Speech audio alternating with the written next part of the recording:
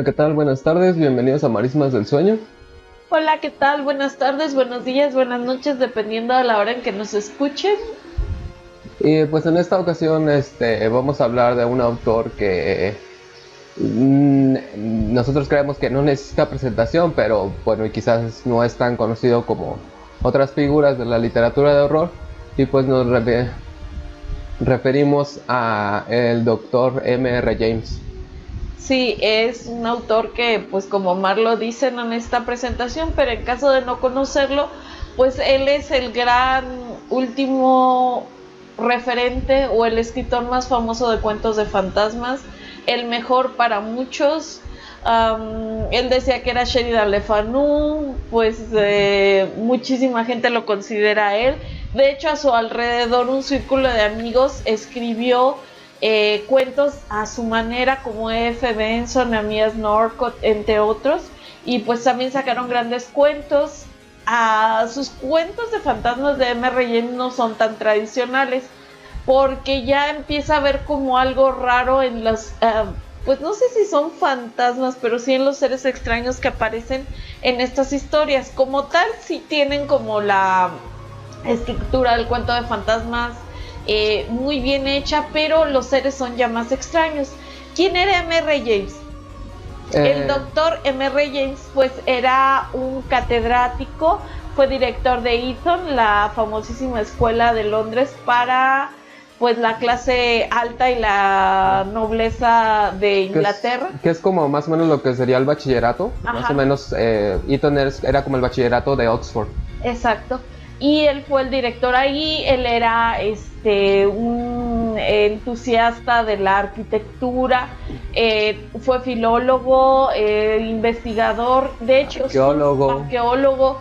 Sus personajes se parecen mucho a él, de hecho pues casi todos son eruditos que andan buscando visitar catedrales antiguas, ver coros, pinturas. Ajá, sí, todo esto es muy bonito, sobre todo porque, por ejemplo, uno tiene una idea de unas catedrales, las de allá, pues yo creo que son muy parecidas, pero ellos son como, o bueno, él desde su punto de vista arqueológico pone mucho cuidado en la arquitectura, la decoración, todo esto. Entonces pues es siempre como ese tipo de protagonista el que sale en sus cuentos, porque pues era lo que él conocía, y de hecho los cuentos los hace pues para leerlos en Halloween y en Navidad. Así es, porque pues ya les hemos hablado de la tradición que existe de contar cuentos para Navidad, y pues también a finales del siglo XIX se va formando un poco lo que conocemos actualmente como Halloween. O sea, viene de esta tradición antigua del Samhain o Samhain, como se pronuncia originalmente. Pero bueno, M.R. James escribía esto como para satisfacer y para como un entretenimiento. O sea, ajá, sus grandes obras como erudito pues son otras, pero pues él quedó en el recuerdo de la gente a través de sus cuentos de fantasmas. Sí, y de hecho él apreciaba mucho este tipo de literatura, y es muy interesante porque de alguna manera él saca del olvido a Sheridan Le Fanu, hace una antología de algunos de sus mejores cuentos, y como él lo apreciaba mucho, le parecía que era muy buen escritor, lo saca otra vez a la luz, sin saber que él sería tomado después como el máximo escritor de fantasmas. Y de hecho la triada famosa que siempre está la gente, que Edgar Allan Poe, Lovecraft, Stephen King, nosotros decíamos el otro día Edgar Allan Poe, Lovecraft, Ligotti, pues también podría ser Edgar Allan Poe, Lovecraft y el Dr. James. ¿Por qué? Porque el Dr. James no descubrió nada nuevo, pero lo que hizo lo hizo maravillosamente. O sea, eso a mí me encanta, que no lo haya hecho con ningún afán extraordinario, era nada más como para divertir a sus amigos, para tener estas historias, contarlas, a lo mejor ya no estarlas inventando en el momento, sino ya leerlas y todo, y hizo una cosa maravillosa, tan genial que hasta la fecha lo sigues leyendo y te dan miedo. Están muy bien realizados, la gente los sigue conociendo, se hacen los especiales de la BBC en torno a estos cuentos. Si ustedes no están tan familiarizados con el cuento de fantasmas, pueden empezar por él y después irse hacia atrás, y de todas maneras es muy interesante su literatura. Dan miedo de verdad, a pesar de que sea una geografía, un modo de ver la vida bien diferente a nosotros, pero sabe crear las atmósferas. Así es, de hecho, creo que esa es una de las cosas más interesantes con respecto a M.R. James, esta cuestión de cómo logra tanto el miedo. Me parece que en un documental, no me acuerdo, en un documental de M.R. James de la BBC, me parece que de hecho, creo que es el que dirige Mark Gatiss y que narra. Él habla de la vida de M.R. James, pero también habla de que y hablan otras personas de cómo es que encontraba las palabras correctas para generar esa sensación de miedo. Y además él daba o dio en uno de sus, bueno, no era como una historia, nada más era como de cómo escribía sus cuentos. Él daba como las ideas de cómo hacerlo, decía que la atmósfera era de verdad una cosa que no podías dejar atrás, o sea, la atmósfera se tenía que lograr. Debías no tener cuestiones de ocultismo ni nada de esto, porque decía que una persona que sabe del tema pues se va a asustar menos que alguien que no cree completamente. Entonces al que no cree el susto pues le va a durar toda la vida. Entonces era otra de las cosas, ponerlos en un ambiente que fuera familiar para las personas, una casa, un colegio, una iglesia. ¿Por qué? Porque eran cosas comunes y donde a lo mejor no te esperas que te pase eso y te llega a suceder. Uh-huh. Entonces, pues... Y también que el ente fuera amenazante. O sea, en este caso de los fantasmas... tiene que dar miedo. Que tiene que, pues, porque te pueda amenazar de muerte o cosas así. Eso también es una idea. Peligro. Sí, porque si no, pues entonces no, el lector tampoco lo va a considerar como tal. Y bueno, entre muchas otras cosas... tiene muchísimos cuentos, lo que les decimos de que sigue como en este ámbito del popular porque es por el que es recordado. Está la serie clásica de la BBC, que era una historia de fantasmas para Navidad, que adaptó en su momento varias de estas historias, que ya les hablamos también en el especial de Navidad, hablamos de ello, y que ahorita siguen adaptando. De hecho, el año pasado fue el Conde Magnus, y del cual hablamos también en otro video. Sí. Y yo espero que uno de los cuentos de los que vamos a hablar ahora sea próximo en adaptarse, porque son bastante interesantes. Todavía les queda bastante tela de donde cortar, porque él publicó varios libros que ahorita están, si alguien está interesado en tenerlos, Valdemar publicó Corazones Perdidos y ahí están todos los cuentos, así que los pueden tener ya todos. Cuentos que están como de alguna manera completos. Hay otros... Bueno, sí, porque hubo algunos que no terminó, pero digamos, si quieres tener como los cuentos que ya él, pues por los que se conocen, o conocer su obra entera, pues así. Así es, y bueno, pues hay muchos, están el clásico Silva y Acudiré, Corazones Perdidos, el álbum del canónico Alberico, el Tesoro del Abad Thomas, que también fue una de las adaptaciones que hubo. El señor Humphrey y su herencia. De entre prácticamente no hay el grabado.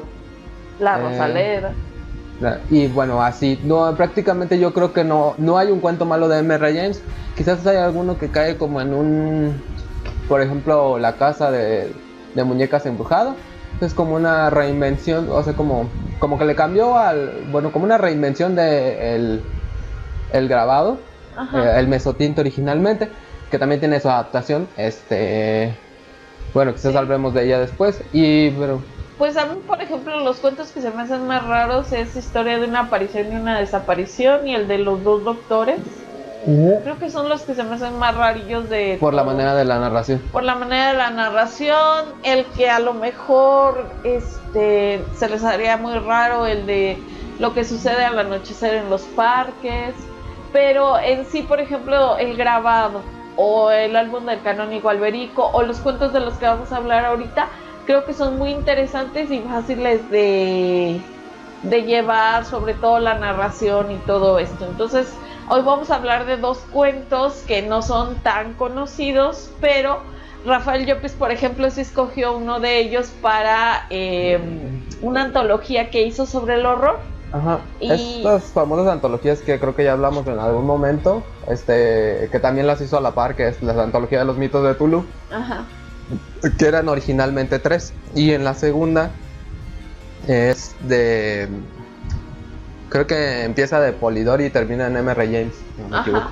Sí, que sería pues el siglo XIX con todo lo que trajo la literatura de fantasmas, luego el horror ya cósmico o el horror a la inmensidad, al espacio, a la naturaleza de M.R. James, no de M.R. James, no de Machen y de Blackwood. Entonces está bien padre esta segunda parte.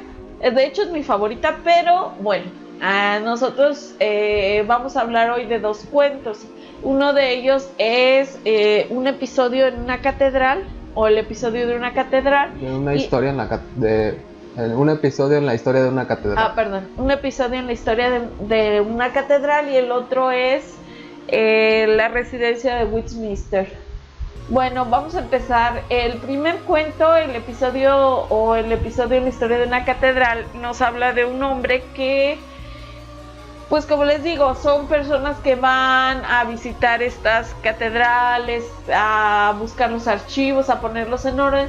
A él le habían encargado a esta persona que está narrando que revise los archivos de esta catedral y que haga un informe. Y él decide, aunque lo invitan a vivir ahí dentro de como... Pues es que las catedrales allí es como, incluso tienen casas. Como es lo que conocemos como abadía. Ajá. Que eran de estas como casas anexas a la de esta, pero a veces podías rentarlas tú si el párroco no quería vivir ahí, entonces estaban esas... Sí, y ahí había como espacio para que él se quedara, pero él quería más bien como tener libertad de acción, de venir, llegar, porque pues ellos tenían, sobre todo en esta época, finales del siglo XIX, principios del siglo XX, todavía como esta cuestión de la urbanidad muy fuerte. O sea, tenías que estar, por ejemplo, en la cena, convivir con tus anfitriones, y él como que él quería tener más libertad, y le dicen que el sacristán mayor tiene una casa muy muy cerca de lo que es la catedral, y que yo creo que pues ahí le puede alquilar un cuarto, y ya queda con el sacristán de que sí. Y un día él le invita al sacristán a que lo acompañe en la noche, y ya pues llegan, la catedral imponente y todo, y le habla el sacristán y le dice, mire, venga, y ya le enseña una tumba que pues no se ve muy antigua ni tiene nada extraordinario, pero le dice, oiga, un sarcófago, de hecho. Bueno, te dice que es una lápida prácticamente, ¿no te dice que es un sarcófago? Sí, dice que es un sarcófago. No dice. Sí, dice que no dice. Bueno, yo digo que es un sarcófago, pero bueno, continúa, perdón. Bueno, la versión que leí no decía nunca nada de sarcófago, decía que era una lápida blanca y con una cruz de hierro. Bueno, pero pues es que eran sarcófagos los de la Edad Media, ¿no? Y dice que era como de la Edad Media, el periodo más o menos en el que... Decía que era del siglo XV. Ajá, sí. Pero de hecho, decía el mismo sacristán y el señor, decían los dos que no le veían así como que fuera tan antiguo, porque les habían contado que en esa parte era todavía una iglesia sajona, es decir, antes de que llegara Guillermo el Conquistador. Entonces ellos mismos dicen que no es tan antigua, pero bueno, el chiste es que le dice que si le llama la atención algo, y el otro le dice, no, pues se ve así como normal, y el sacristán le platica que pues tiene una historia, que si la quiere oír, y el otro le dice que sí. Y bueno, en la historia que cuenta, le platica que cuando llegó un deán, que en este caso sería como el nuevo... Diácono. Pues sí, pero como el nuevo, pues aquí como el párroco, el jefe de todos los que ahí habitan, era como el sacerdote mayor. Llega con nuevas ideas, y contaban ellos que había un coro muy bonito, que estos coros están, los muy grandes en las catedrales, no sé si sepan, están alrededor del órgano. Hay sillas, hay celosías para que se tapen, para que la gente no los vea. Ellos se pueden sentar, tienen los nombres de los sacerdotes que acuden a pues a todos los rituales, también los lugares para los niños o las personas del coro. Entonces les dicen que lo van a quitar prácticamente todo porque van a limpiar y van a dejar limpio este lugar para poder instalar el nuevo pues coro gótico, neogótico más bien, ya que es una moda que está en ese momento.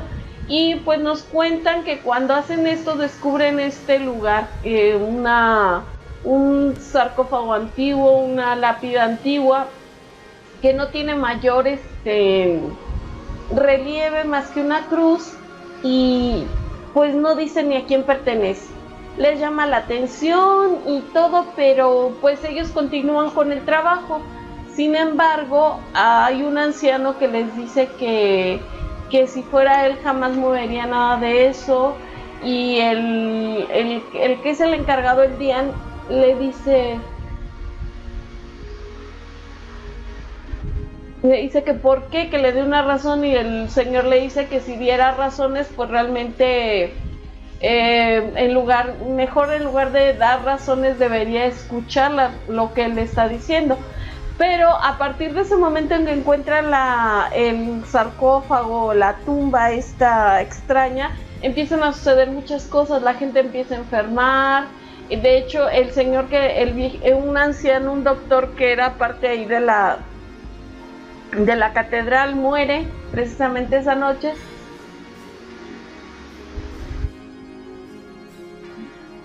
Y pues de ahí muchos empiezan a enfermar y cuentan muchas historias sobre que sienten como un peso, algo que los domina, que sienten como que les falta la respiración.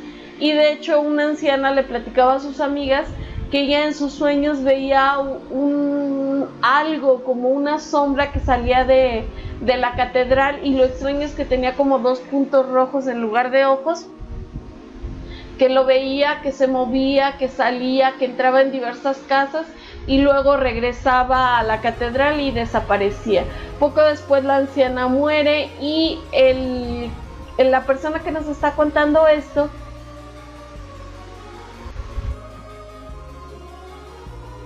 nos cuenta que llega un momento en que él y un amiguito que son parte del coro les llama la atención que pues que en lo que es la antigua pues tumba hay como un agujero. Entonces, como niños traviesos, pues van, pican a ver qué hay, y de repente sienten que algo jala una especie de papel que ellos habían metido, y cuando lo extraen, una partitura.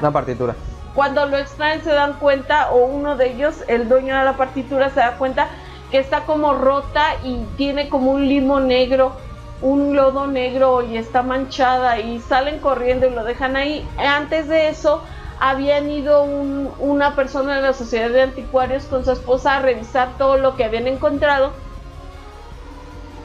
Y la esposa en un momento decide sentarse sobre la tumba. Ajá, y cuando ya se levanta, el esposo le dice que si le gustaba mucho ese vestido porque lo tiene roto. Ella se voltea y se da cuenta que sí, que le falta un pedazo así grande de la parte de atrás del vestido, y le parece muy raro porque lo buscan por todos lados y no lo encuentran. Y así pasa el tiempo hasta que por fin un día otra vez el niño y el amiguito se acercan, y el niño no sé por qué dice que pero fue creo en la vez que estaban ahí como metiendo cosas por el agujerito que tenía.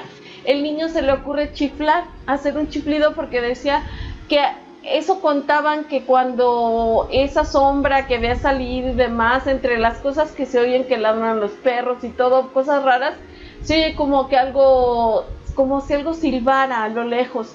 Y el niño hace esto, y días después siente que este ser pues va a su casa. Para esto él tiene un perrito, y el perrito su mamá no lo dejaba entrar a la casa a dormir, pero el niño y el perrito se las ingenian para que todas las noches él se quede ahí con él en su cuarto. Y ese día siente algo muy muy cerca, y sus papás se levantan, van a ver, y poco después el niño se asoma por la ventana y ve algo dice que alcanzó a ver algo, pues que tenía como unos ojos rojos, pero inmediatamente desaparece. Sí, y bueno, al niño esto poco a poco le va invadiendo la curiosidad y escucha a su padre hablar de que van a hacer algo con respecto a la tumba. Y la historia nos va a seguir avanzando hasta que van a realizar eso, que es abrir la tumba. Y sí, bueno, llega un momento en que se ponen de acuerdo el papá, unos obreros, pues el dean, el que era su subordinado, y en un determinado momento, cuando ya abren la losa, que la quitan de la parte superior, se oye como un estruendo, algo como que los arrojó y se quedaron, pues unos salieron corriendo, otros se quedaron ahí en shock. El papá del niño fue uno de los que se quedó en shock, él era un carpintero y pues tenía que estar ahí para la siguiente fase del proyecto y demás. Y días, esa misma tarde el niño le confiesa que él había estado ahí. El papá le dice, ¿es que lo viste? ¿Sí lo viste? Y el niño le dice, no vi nada. Dice, oímos el estruendo, pero después ya no vimos nada.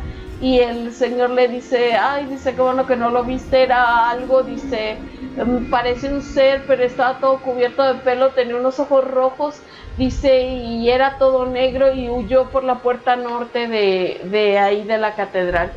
Y ya a partir de ese momento parece que ya no pasa nada, hasta que pues ya están contando otra vez la historia y el muchacho, bueno, señor ya le dice al que le está contando que nada más le pide que por favor cuando él ya haya muerto, si quiere contar esta historia, pero que de ahí en adelante pues él ni el amigo con el que le pasó todo esto y que ahora era pues como un comerciante, pues no, como que no querían ver la historia publicada hasta que ellos hubieran muerto. Ya pasados algunos años, que ya saben que los dos murieron, la publican. Pero una de las cosas que dicen que les llamó más la atención fue que dejaron ahí lo que era la sepultura y la cruz tenía una inscripción y la inscripción estaba en latín, pero el significado, que nosotros lo buscamos, era que significaba allí yace un vampiro. Así es, o bueno, también decía que esa palabra lamia se había tomado del griego y obviamente hace referencia a esta, me parece que era una reina que le cayó una maldición y que tenía que chupar la sangre de los recién nacidos o bebés, algo así. Entonces obviamente pues de la imagen de lamia es una de las imágenes que que nutre este ícono del vampiro, porque es un ícono de la literatura de vampiro. Sí, digamos que este es el cuento de vampirismo tal cual de M.R. James. Y de hecho este vampiro es un vampiro que a lo mejor incluso se adelanta a muchos vampiros que se van a ver más tarde en el siglo XX y en el siglo XXI, porque no es el vampiro aristocrático, pálido, un conde, un duque, alguien de nobleza que asola una ciudad pero mantiene de alguna manera su forma humana. Aquí tal cual te dicen que no, que a lo mejor nada más la figura es humana, pero M.R. James recurre a esto, te dice que es un ser todo cubierto de pelo, que ese pelo es negro, que tiene ojos rojos, pero no te habla más de eso, o sea, ni siquiera te habla si tiene colmillos, aunque de alguna manera pues sí te da a entender que todas las muertes que ocurrieron después de que abrieron la tumba o de que la descubrieron, son a raíz de esto, la debilidad que sienten las personas, el sentir que se ahogan, sentir que algo los visita en la noche. La mayoría creían que era, como la gente moría muy fácil, creo que lo hemos mencionado, en el siglo XIX morían muy muy fácilmente, no había antibióticos, ni mucho menos, ni sabían qué provocaba las enfermedades, tenían unas ligeras ideas, pero muchas otras eran la verdad muy muy salvajes, o ahora las consideraríamos así. Por lo tanto, un simple resfrío, si hacía una pulmonía, la gente moría rapidísimo. Y de hecho a eso le achacan que había estado haciendo mucho calor, que estaba el clima muy bien y de repente pues empieza a llover y creen que se enferman de gripa, de tos, de los pulmones y mueren. Entonces sí es un cuento de vampiros a mi punto de vista. Aquí pues la cuestión nada más es que como tal lo traducían que Lamia era vampiro, y dentro del cuento un señor que le está platicando a otro le dice, oiga, ¿sí pudo dormir en la noche? Dice, no, dice, tuve demasiado Isaías 34. Y el otro le dice, ¿qué es eso? Y le dice, ay, dice, usted dice que lee la Biblia, vaya a ver. Y dice que el sátiro perseguirá a su compañera o que la seguirá con sus llamará gritos. A su Que llamará con gritos a su compañera. Entonces eran esos como gritos, chiflidos, no sé bien cómo los menciona James, pero es algo así. Con que lo decían que está llamando. Que decían que eran los gatos, eso lo decían a quien está narrando la historia. Ajá. Y pues aquí, bueno, unas cosas interesantes que me parece recalcar, como que esta parte del mal que se presenta con este clima, que es un clima de calor. No es la primera vez que lo mencionamos, ocurre en Janet la Torcida, ocurre en Los Elementales, ocurre en el que ya mencionamos en el episodio pasado, en Negotium per Ambulance. Ahí esta parte de, no sé, ahí esto sería interesante revisar si hay una parte que relacione estos climas extremos de calor. Bueno, nosotros sí pensamos que el calor es diabólico, pero sería interesante ver eso, porque ese es un punto muy en común que hay en eso. Sí, obviamente no en todos, hay muchos donde nos dicen es que estaba lloviendo, era una tormenta, o como decía aquella frase que es de una novela que usó Snoopy, era una noche negra y tormentosa. Hay muchos cuentos así, pero de todas maneras muchos de esos cuentos ocurren en pleno verano, en el sol, cosa que a ellos les gusta y aprecian muchísimo porque su clima es normalmente húmedo, lluvioso, frío, tormentoso. Entonces es curioso que ocurran en esta época estas historias, pero bueno, aparte de esto hay una cosa muy interesante que nosotros descubrimos a través de Sebastián Berengeli en El espejo gótico, que parece que hay una relación entre algo que sucedió en México y esta historia. Bueno, de hecho es un poco más complicada. Me parece que es un juego de la ficción reescribiendo la realidad y la realidad reescribiendo la ficción. Bueno, en pocas palabras, había una revista en los 60, 70, no sé si desde los 50, que se llamaba Fate, y habían escrito como por ejemplo del Triángulo de las Bermudas, escribían de los misterios y también luego escribían historias. Dentro de estas, en la de septiembre o noviembre del 76 o 77, no me acuerdo, escriben una historia, creo que de hecho de ascendencia mexicana en Estados Unidos, escriben esta historia de que hubo una inundación en la Ciudad de México, que luego de hecho lo descubrí y sí ocurrió en la época de la colonia, y que de hecho se cruzaban por las ventanas y así. Bueno, lo que ocurre es que según sale un sarcófago y pasan estas cosas del cuento, que le roban un pedazo de la partitura, que luego lo abren y sale esta cosa. Nada más que en la de esta es como un espíritu. Desafortunadamente no hemos podido leer, bueno, yo no he podido leer la historia que aparece, y luego cuando ellos responden la de esta, porque les reclaman que se parece a una historia de Mary James. De hecho, yo creo que esa historia en realidad todo ocurre con una historia de tradiciones y leyendas de la colonia.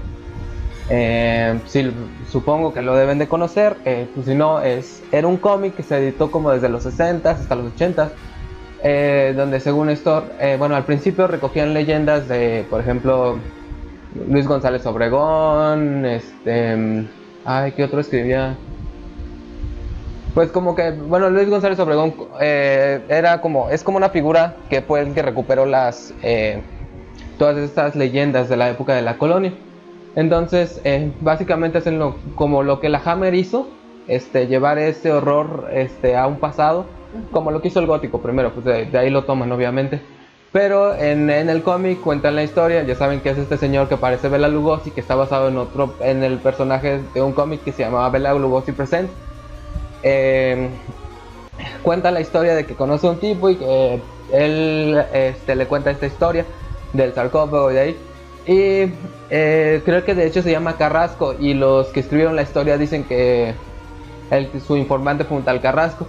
Entonces, de hecho hay unos de Rosemary Pardot, si no me equivoco, en Ghosts and Scholars, donde habla de que pues era como un timo, bueno, un fraude, un timo, esta historia de la catedral. Pero bueno, porque aparte también si ustedes leen esas tradiciones de historias de la leyenda, pues se dan cuenta que algunos los tomaron de otros escritos. Bueno, a mí lo que me parece interesante, o sea, no es más allá de si sea verdad o no sea verdad, que puede serlo, no puede serlo, no me parece tan relevante eso, sino esta manera de cómo se fue construyendo esta historia que va transgrediendo, o sea, los medios y todo esto. Sí, porque al final resulta que parece que es una leyenda cierta, en donde se encuentra haciendo también arreglos en la catedral de la Ciudad de México, un extraño sarcófago, y parece y suceden cosas, pero bueno, fue todo, digamos, ficción dentro de ficción, metatexto, un palincesto. Hay varios juegos que estuvieron interesantes. Lo que pasa es que muchas de estas historias que nosotros les contamos, mucha gente no las conoce. Entonces, aprovechan ese desconocimiento, les dan un pequeño giro, digamos, las castellanizan, pero nosotros hemos logrado detectar muchas veces de dónde viene la historia. Toman mucho de M.R. James, sobre todo de Sheridan Le Fanu, de Edgar Allan Poe, de muchos otros autores, y simplemente pues le dan ahí un tratamiento castellanizado, españolizado, mexicanizado, pero bueno, es interesante cómo pueden llegar a hacer estas cosas. Ahora vamos a hablar del siguiente cuento, que es la residencia de Westminster. En este cuento se nos habla de un pequeño pueblo donde hay una residencia también de un vicario, y se nos dice que es muy muy grande, pero bueno, que varias personas residen ahí, y en este momento en que nos cuentan la historia, creo que es 1750 más o menos, nos dicen que hay pues el que es el reverendo que está en su biblioteca descansando, y en eso ve algo a lo lejos y piensa que es algo horrendo, pero no sabemos qué es, y después llega su esposa y le dice que un sobrino que tienen está muy enfermo, que si podría hacer que las campanas dejaran de sonar para que él descanse, porque a ellos le llamaban, ¿cómo le llamaban? Fiebre cerebral. Que era como una, supongo, inflamación del cerebro, a lo mejor lo que puede ser ahora un derrame cerebral o algo así. Eran unas fiebres muy fuertes y generalmente de eso moría la persona. Había personas que lo resistían y despertaban, pero la mayoría pues moría de esto. Entonces la señora le dice que por favor que haga esto y que deje descansar al niño. Y el señor dice que sí, pero que le manden a hablar a Lord Saúl. Lord Saúl era un muchachito muy joven también, pero más grande que su sobrino, que había llegado a vivir en esa casa porque su padre, el conde de Kildonan, que era un noble irlandés, lo habían mandado de embajador a Lisboa. Entonces le había pedido a su compañero de estudios, que era este señor, el vicario, era un doctor, creo. Le dice que por favor lo cuide, que le va a mandar dinero y que esté al pendiente de él.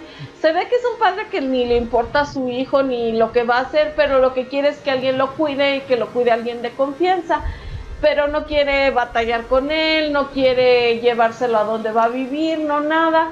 Entonces le dice que su hijo es un poco raro, que de hecho le gusta pasear por cementerios, que le gusta salir en la noche, que le gusta hablar con la gente vieja de donde ellos son para que le cuente historias y demás, pero que pues si él lo necesita disciplinar, que está en todo su derecho. Pasado esto, llega este niño y el señor le empieza a preguntar que qué pasó pues para que su sobrino esté así tan enfermo. El muchacho le cuenta historias de que estaban jugando a algo y que de repente el niño se sobresaltó y se asustó y se desmayó y demás, pero a través de historias, de cartas y todo, nos vamos dando cuenta que desde que llegó este niño era muy extraño, Sí, porque, bueno, se da cuenta, porque te va relatando como por partes. Te dice que, por ejemplo, en una parte vio que el sobrino, el que está muriendo, de hecho, vio, tenía algo en sus manos y eso lo terminó asustando. También de repente desaparece un gallo negro. Entonces, estas cositas te van sugiriendo lo que va, lo que va a suceder. Lo que va a suceder. Sí, porque de hecho cuando llega Lord Saúl ahí, acaricia el caballo de la persona que lo trajo, creo que era una diligencia, y el caballo se encabrita, hace que atropellen un peón criado, sale corriendo el que maneja los caballos y casi se mata. O sea, siempre parecía que hacía cosas buenas, pero en realidad eran cosas malas. De hecho, siempre dicen, es un niño malvado, es un niño cruel. Y lo que sí se sabe a través de todas esas historias es que le gustaba la brujería, creo yo, y de hecho sabía cosas por andar en los cementerios, en la noche, y parece ser que hizo un trato con una anciana de donde él venía de Irlanda, Kildonan, me imagino, pues ella era el conde de ahí, donde ella le entrega como una especie de, no sé, como un cristal redondo, como un espejo, pero ese espejo servía para ver algo, tanto al futuro como al pasado. Ese era un espejo mágico, y este niño se ve que le habla algo a alguien a través de este rito que hace con el gallo, porque entre él y el otro pequeño secuestran al gallo y lo asesinan, lo queman para poder hacer como un rito, y le habla a algo. Pero algo son estos seres raros que nos presenta M.R. James, que nos da a entender que parecen como unas especies de arañas gigantes, algo así, ¿no?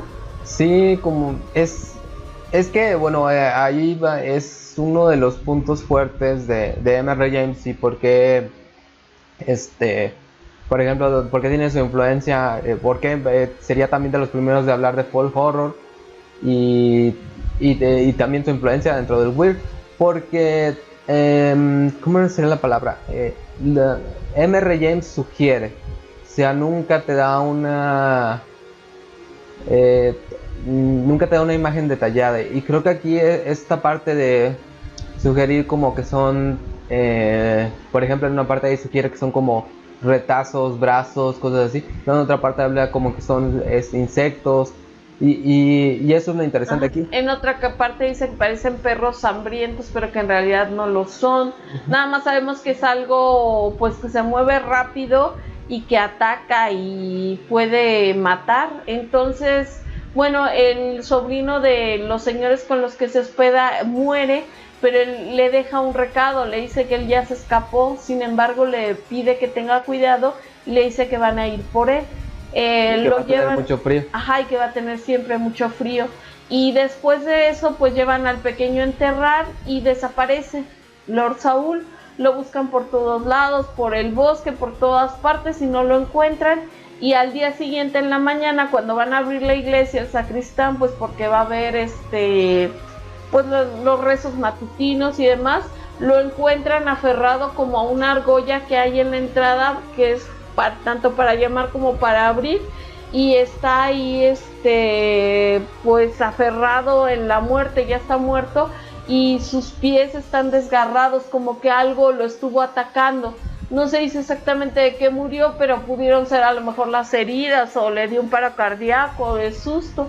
Años después llega alguien a vivir a esta casa, pero muchos años después, como 100 años, un nuevo sacerdote con su sobrina, y como la casa era tan grande, pues la dividen de alguna manera, y el que era el tío de esta muchacha, sin querer queda atrapado como en uno de estos cuartos, y hay algo que también lo persigue, y te da a entender que es lo mismo que persiguió a Lord Saúl, porque de hecho a él le habían dicho que había unos pequeños insectos que le decían que moscas motosierra o algo así, ¿no? Como moscas de la sierra, algo así. Decían que no, que era otra cosa, que eran como arañas, era algo que también no podían identificar. De hecho, a mí cuando decían que eran las moscas, yo me acordé que siempre que, por ejemplo, Belcebú está en estas historias, siempre se deja ver o se manifiesta a través de las moscas, aunque aquí es algo un poco diferente, es este insecto raro.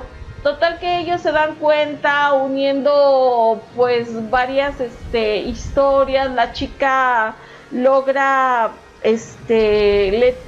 más bien el tío le trae este pequeño amuleto que es como el disco que encontraron, y el tío se lo lleva y ella empieza a ver escenas y se da cuenta de todo lo que pasó con los niños. Pues ves como toda la historia hasta la noche en que persiguen a Lord Saúl, estos seres, y pues lo matan. Entonces el tío pues está muy asustado y les dice, encuentran una caja donde hay como una serie de llaves, y ahí está una carta, bueno, un mensaje del anterior sacerdote de hace 100 años, el que tenía su sobrino y el que pues tenía cuidando a Lord Saúl, y dice que ahí están sus cosas en ese armario, pero que él les conmina, les pide que no lo abran, que lo dejen las cosas así tal como son. No sé, tal vez habría ahí cosas, manuscritos o cosas de los encantamientos que hacía el niño.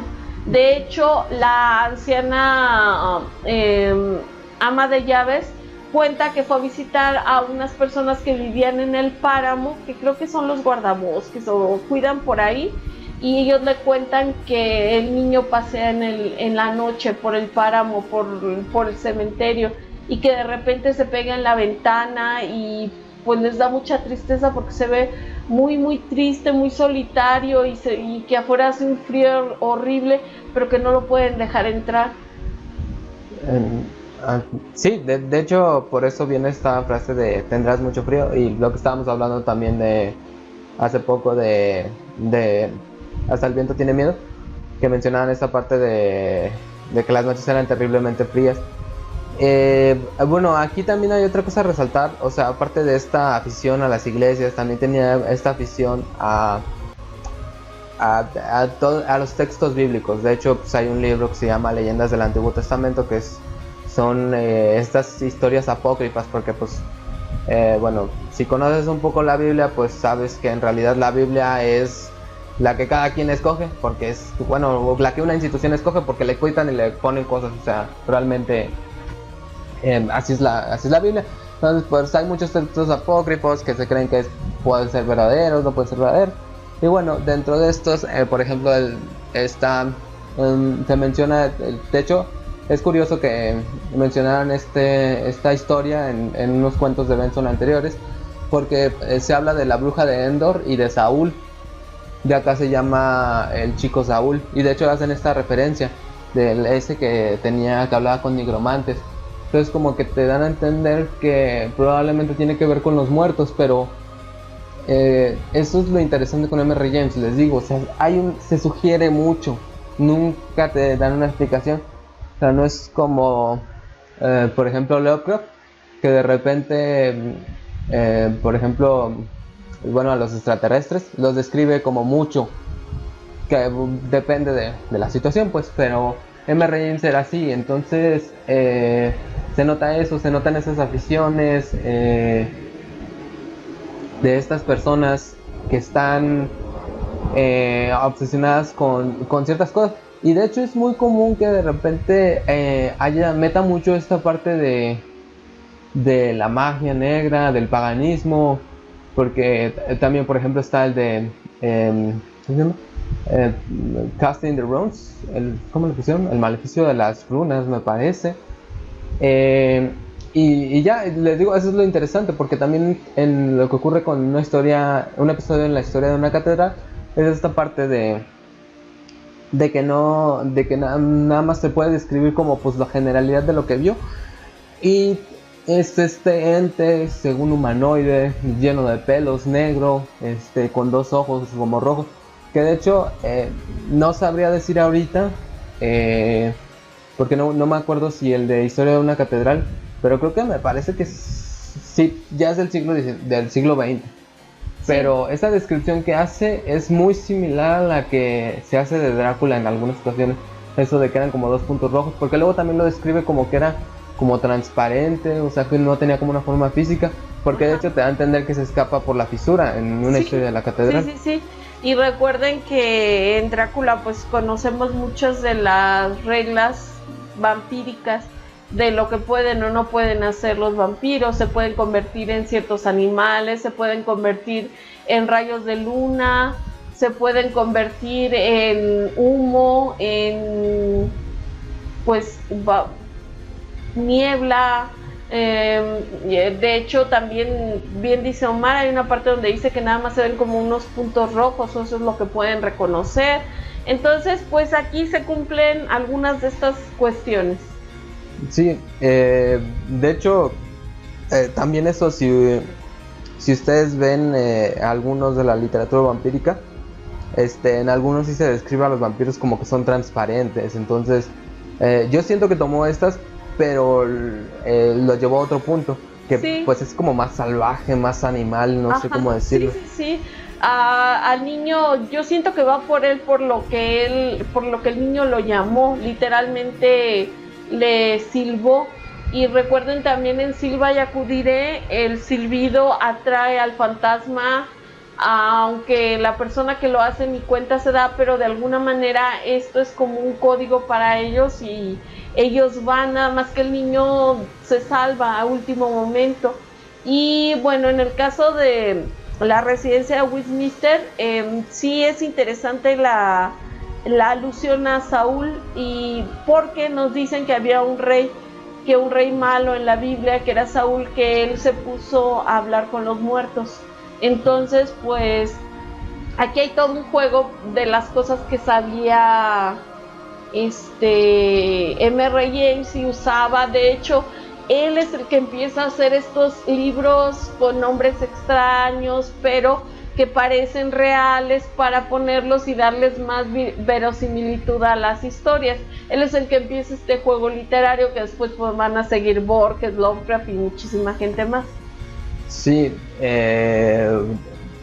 y de hecho eso o sea, eso es lo interesante, porque dentro de la enorme cantidad de conocimientos que tiene M.R. James, mucho de lo interesante es ver cómo introduce todos estos conceptos que te hace pasar por válidos, y que es muy interesante. O sea, a mí algo que ahorita me quedé pensando es que, por ejemplo, se nota la educación de M.R. James, pero sí, sin embargo, y me deja pensando que si los ingleses tienen mejor educación que nosotros, porque pues M.R. James es un clásico. O sea, si hacen los programas de una historia de fantasmas para Navidad y la pasan en la televisión, pues la normal, pues en la BBC, eso implica que están como más preparados, porque me parece que tiene como un lenguaje más,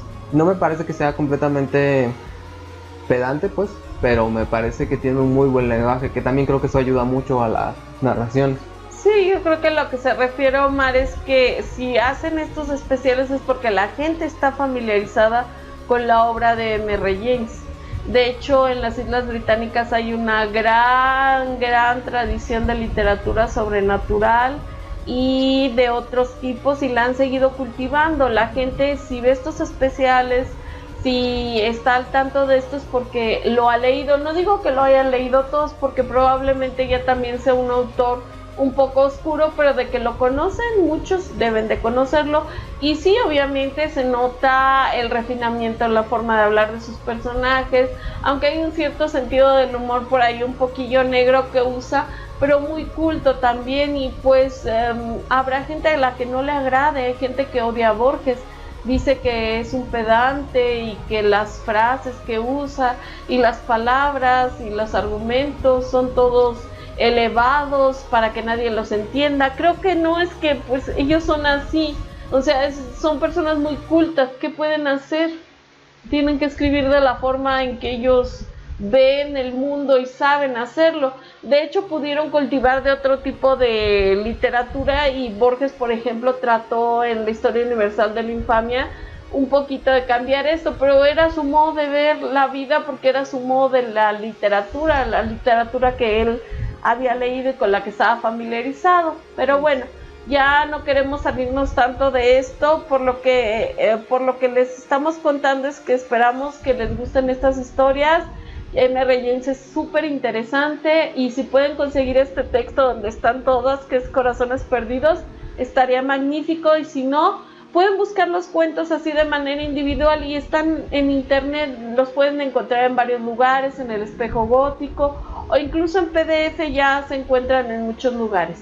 También hay muchos audiorelatos que en las plataformas de podcast y todo esto, muchos lo han adaptado a algunos cuentos, no, ¿Sí? No todos, pero sí. Bastantes. De hecho, les puedo decir que está en la residencia de Westminster, Silva y Acudiré, también tienen por ahí el roble, ¿cómo se llama? El de las Fresno. brujas? El Fresno, también tienen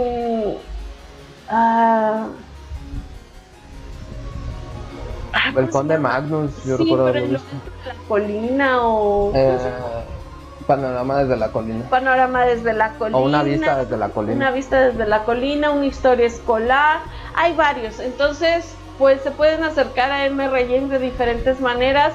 Créanme, hemos pasado estos cuentos a través de los años, a varias personas les hemos dado estas historias a leer, a que lo conozcan, y realmente hasta ahorita creo que no ha habido nadie que se decepcione de él. A la mayoría de la gente, a pesar de este problema, que no es problema, al fin y al cabo, de pues un lenguaje a veces un poco erudito, les ha gustado porque lo que es la atmósfera, cómo la lleva y lo que logra, es maravilloso. Sí, así es. De hecho, o sea, como en todos lados hay historias de fantasmas, creo yo que los ingleses fueron los que refinaron esas historias de fantasmas. Y la gran ¿cómo sería la palabra? Cúspide, o sea, del cuento de fantasmas es con M.R. James. Y pues bueno, también hay que hablar que no todos son de fantasmas. Me parece que algunos, por eso mencionaba que ellos fueron como los que empezaron el folk horror. Yo diría que algunos son de folk horror, porque no es un fantasma.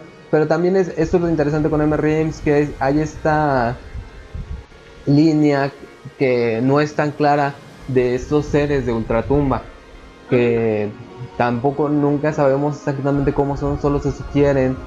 Y bueno, por ejemplo, en el álbum del Canónigo Alberico, pues es otra cosa lo que hay ahí.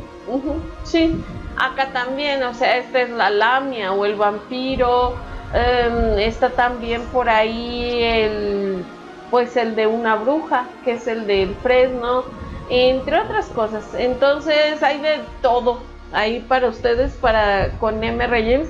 A mí me encanta porque yo amo Inglaterra, me encanta que me cuenten de los pueblitos, de sus tradiciones, del té, de cómo van a estos lugares costeros a descansar. O sea, a mí me fascina. Yo lo amaría aunque no tuviera historias de fantasmas, pero las tiene, entonces ya que más quiero, yo lo amo. Así que se lo recomendamos mucho, esperemos que lo lean. Así es, y bueno, ya con esto terminamos. Bueno, díganos si leyeron a M.R. James, qué cuentos les gustan de M.R. James. Bueno, porque, bueno, si son fans del horror, probablemente en algún punto se lo han encontrado. Y pues eso. Y si no se lo han encontrado, este es el momento de encontrarlo. Así es. Y bueno, con esto nos despedimos y nos vemos en el siguiente programa. Hasta luego.